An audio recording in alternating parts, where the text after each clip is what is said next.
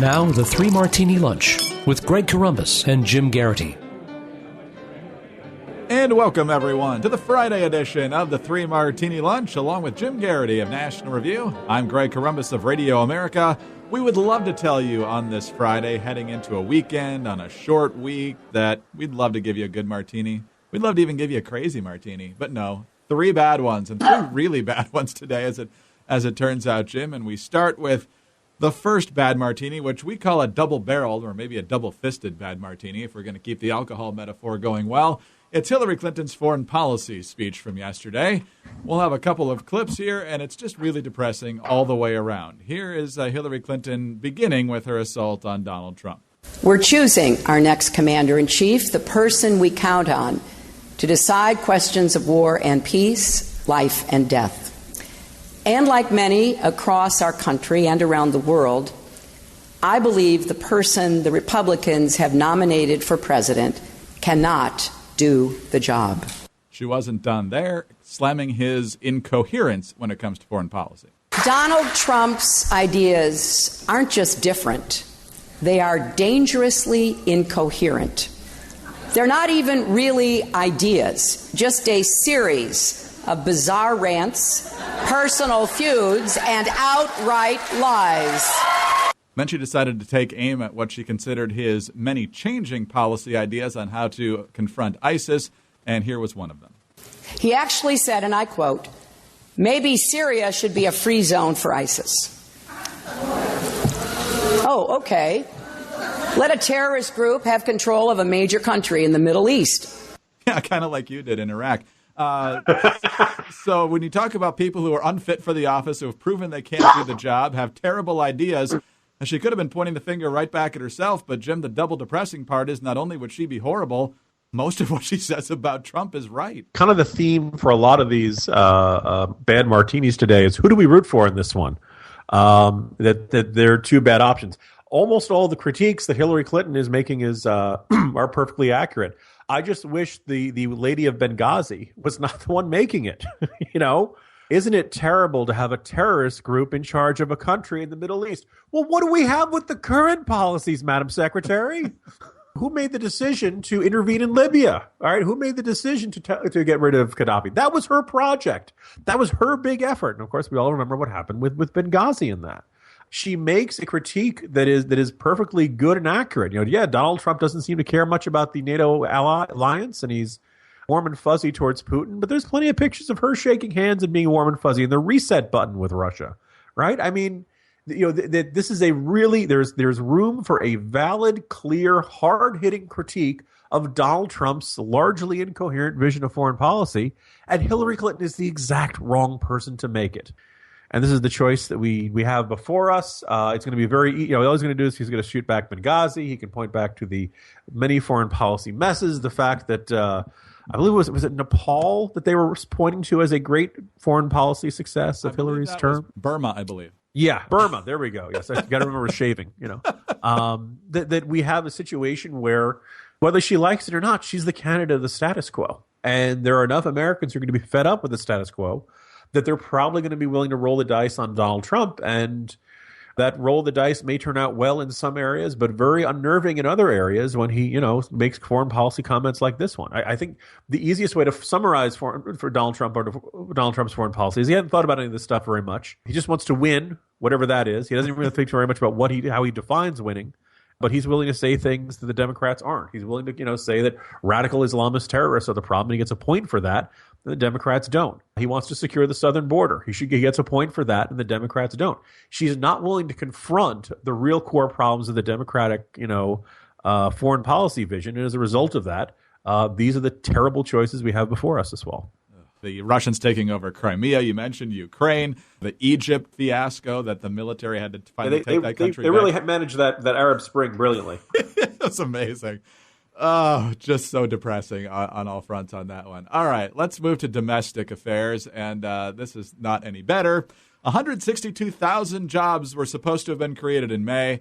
That's not how it turned out. Here's Hampton Pearson on CNBC giving the bad news. May non-farm payrolls increased by just 38,000 jobs. The unemployment rate, 4.7%. Average hourly earnings, 0.2%.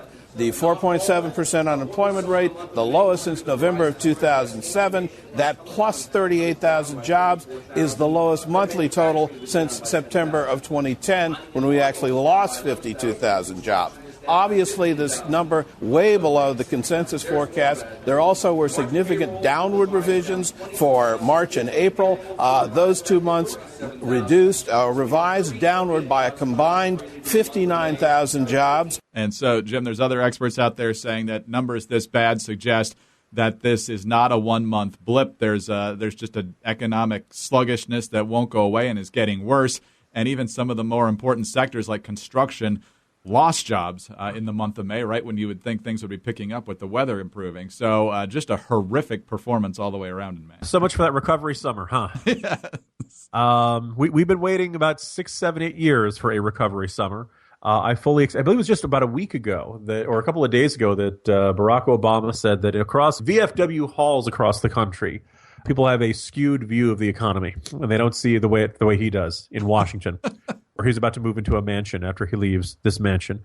Look, people are down on the economy. They've been down on it for a while. If we're not in flat-out recession, the word you used earlier, sluggish, I think is pretty accurate there, Greg. And yeah, better to create 38,000 jobs than lose 38,000 jobs. But as we've been having this argument for the better part of 8 years that we weren't creating jobs at the rate needed for the expansion of the young people entering the workforce. Yes, there's a reduction in the size of the workforce with the baby boomers retiring, but the jobs that are being created aren't keeping pace, and if they are, they're not great jobs. And people feel more economic anxiety, more worries about their careers, more worries about their ability to afford retirement and send their kids to college. If not than ever before, then certainly for most folks that economic anxiety hasn't alleviated it. I think the proof is in the pudding. It's kind of fascinating to watch Obama walking around taking what he thinks is a victory lap. Hey, if you've done a really great job, then you don't have 40% of the Democrats wanting to elect a socialist, and you don't have the Republicans nominating Donald Trump. Right?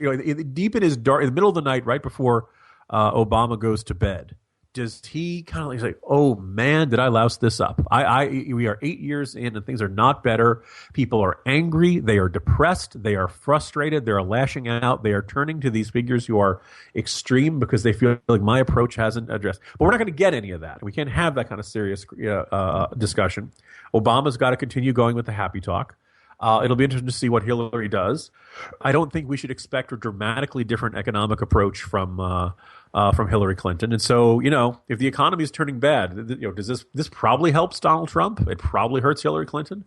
It's a silver lining to a very dark cloud that the economy is continuing to not do particularly bad and is slowing even more. We may be on the verge of yet another recession when it feels like the last one never ended. Jim, I would love to think that Obama actually gets introspective as he drifts off to sleep, but I'm pretty sure he's just watching SportsCenter. Yep, no, I'm awesome. I'm LeBron, baby. On to the last bad martini now, and this goes back to Donald Trump. But once again, Donald Trump is not really the bad martini. In fact, in this case, he's not the bad martini at all. He had a rally in San Jose last night, and once again, things got ugly as a result of the lefty protesters who showed up. Here's CBS Radio News. Outside a Donald Trump rally last night in San Jose. Run! Get the hell out of here! Anti-Trump protesters attacked a group of his supporters. Many of these protesters suddenly started jumping and attacking, sucker punching a lot of the Trump supporters, pulling their signs out of their hands, knocking their hats off their heads, throwing bottles, throwing eggs, punching them in the side of the head, knocking them to the ground. KCBS reporter Doug Sovereign. And hats off to CBS for actually getting that right. Earlier in the morning, they were just simply saying that there were clashes between Trump supporters and Trump protesters. So they actually got the perpetrators right on that particular report. Jim, there's nothing that will help Donald Trump more than this continuing. Oh, my goodness. One, they pulled off some guy's Donald Trump hat, those red caps that he wear, and they burned it right there in the street. Right? That's stealing. That's property destruction. That's not a protest. That's not speaking your mind.